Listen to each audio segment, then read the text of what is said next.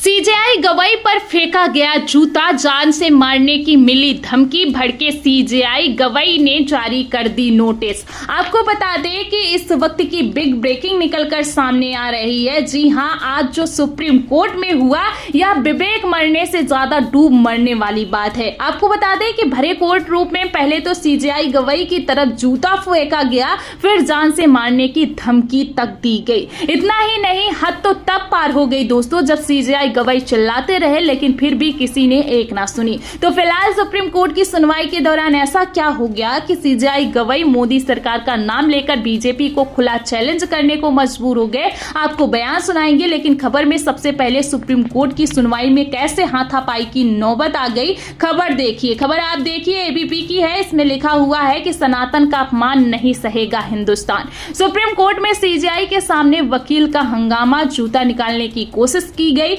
यहां पर मैं आपको बता दूं कि सिर्फ जूता निकालने की वकील ने कोशिश नहीं की है, बल्कि सीजेआई गवई की तरफ चीफ जस्टिस ऑफ इंडिया की बेंच की तरफ जूता फेंक कर मारा भी गया है। खबर निकलकर सामने आई है और दावा किया जा रहा है कि जूता मारने वाले वकील का नाम राकेश किशोर है और उम्र 71 साल है। दरअसल आपको बता दें कि 11 सितंबर को सुप्रीम कोर्ट में सुनवाई के दौरान खजुराहो के मंदिर में 7 फीट की विष्णु की प्रतिमा को पुनर्स्थापित करने की याचिका को सीजेआई गवई की तरफ से खारिज कर दिया गया। इस याचिका को खारिज करते हुए सीजेआई गवई ने कहा कि जाओ और भगवान से ही कुछ करने के लिए कहो। तुम विष्णु भगवान के कट्टर समर्थक हो तो भगवान से क्यों नहीं कहते। आपको बता दें कि सीजेआई गवई ने एक तरफ याचिका खारिज की, दूसरी तरफ कह दिया कि जो खजुराहो के मंदिर है वो पुरातात्विक स्थल है और भारतीय पुरातत्व सर्वेक्षण को अनुमति वगैरह देनी चाहिए। तो सीजेआई गवई ने अपने आदेश में साफ कर दिया है कि ये मेरे अंडर में नहीं आता है और एएसआई के अंडर आता है। और एएसआई किसके अंडर आता है? गृह मंत्रालय के अंडर आता है। आपको बता दें कि खजुराहो के मंदिर पुरातात्विक सर्वेक्षण संस्थान के अंतर्गत जो आते हैं। जाहिर सी बात है कि अगर विष्णु भगवान की मूर्ति को पुनः स्थापित करना है तो इसकी अनुमति गृह मंत्री अमित शाह को देनी होगी। एक तरफ अमित शाह की अनुमति देने के लिए वो तैयार नहीं दिख रहे हैं। तो दोस्तों जाहिर सी बात है कि अगर विष्णु भगवान की मूर्ति को पुनः स्थापित करना है तो इसकी अनुमति गृह मंत्री अमित शाह को देनी होगी। एक तरफ अमित शाह की अनुमति देने को तैयार नहीं है, दूसरी तरफ सुप्रीम कोर्ट में याचिका पहुंची है और इस याचिका के खारिज होने के बाद से अंधभक्तों की टोली बौखला रही है। अब अमित शाह को तो कुछ बोला नहीं जा रहा है, लेकिन हाँ, सीजेआई गवई को टारगेट किया जा रहा है। पहले भी सीजेआई गवई को बकायदा पत्र लिखा गया था और दिया गया बयान वापस लेने की मांग की गई थी।